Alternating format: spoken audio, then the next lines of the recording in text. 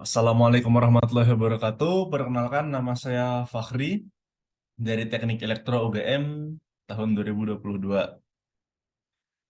Pada kesempatan kali ini, saya akan membicarakan tentang energi terbarukan dan fokusnya yaitu pembangkitan listrik tenaga surya.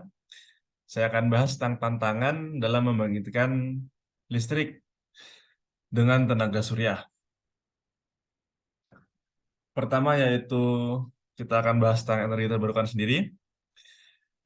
Dunia sedang mengalami masalah, yaitu jelas kerusakan bumi, yang mana kita bisa lihat pemanasan global dan perubahan iklim, banyak fenomena dan buktinya ya.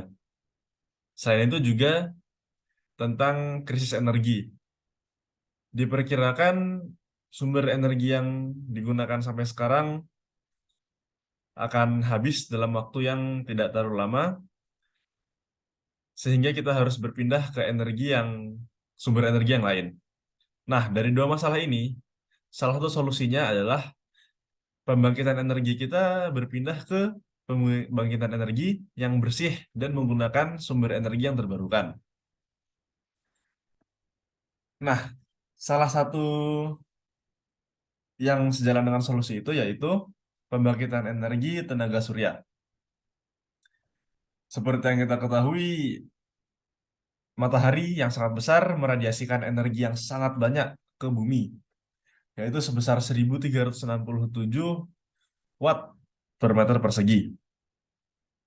Jika menghitung rumah-rumah yang biasanya berdaya 900 atau 1300 volt ampere, maka jelas ini seharusnya bisa memenuhi kebutuhan energi manusia. Eh, Selain itu juga sumber energi matahari bersih dan juga tentunya terbarukan ya, akan sangat akan ada untuk waktu yang sangat lama. Jadi kenapa kita tidak menggunakannya secara sendiri? Tentunya ada banyak tantangan. Di sini kita akan bahas tiga. Yang pertama masalah penyimpanan energi, lalu yang kedua adalah perawatan dan pemeliharaan alat-alatnya, dan yang ketiga transportasi energi, yaitu memindahkan energi ke tempat yang mau di energi itu digunakan.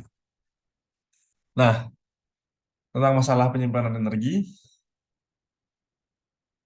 kita tahu bahwa panel surya hanya bisa mengambil energi saat ada sinar matahari, yaitu saat siang.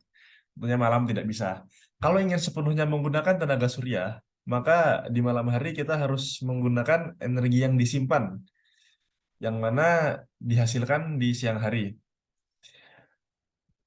Kita masih perlu mengembangkan teknologi penyimpanan energi, yaitu baterai atau yang lainnya, supaya hal ini bisa terwujud dan kita bisa mendekati bumi bersih dan sustainable.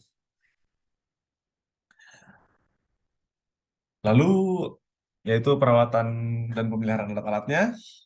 Yang pertama, di kiri ini ada panel surya yang berdebu.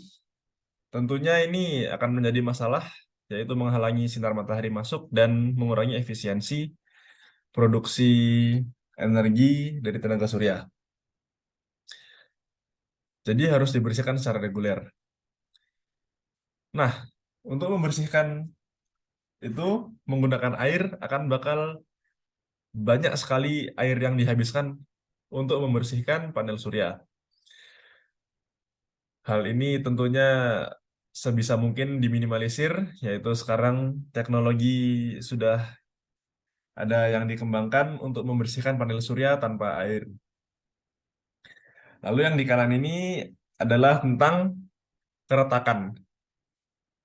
Retaknya panel surya jelas akan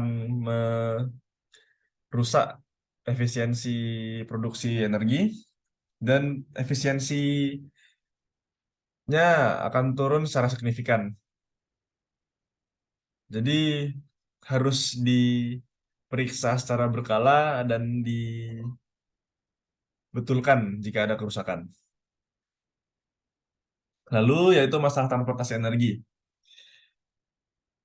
Kalau membicarakan tempat yang cocok untuk panel surya atau pembangkit listrik tenaga surya, saya terpikir yaitu gurun pasir. Di mana gurun pasir ada lahan yang sangat luas yang tidak ditinggali orang dan juga mataharinya yang sering terik. Tapi ini menjadi masalah baru yaitu jauh dari pemukiman, di mana energi akan dipakai. Jadi akan harus dipindahkan dan teknologi perpindahannya itu harus lebih baik dari yang sekarang, harus lebih efisien sehingga tidak ada banyak energi yang hilang.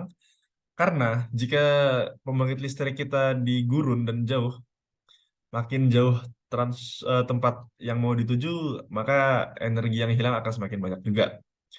Bisa jadi akan menyeberangi lautan juga dari gurun itu.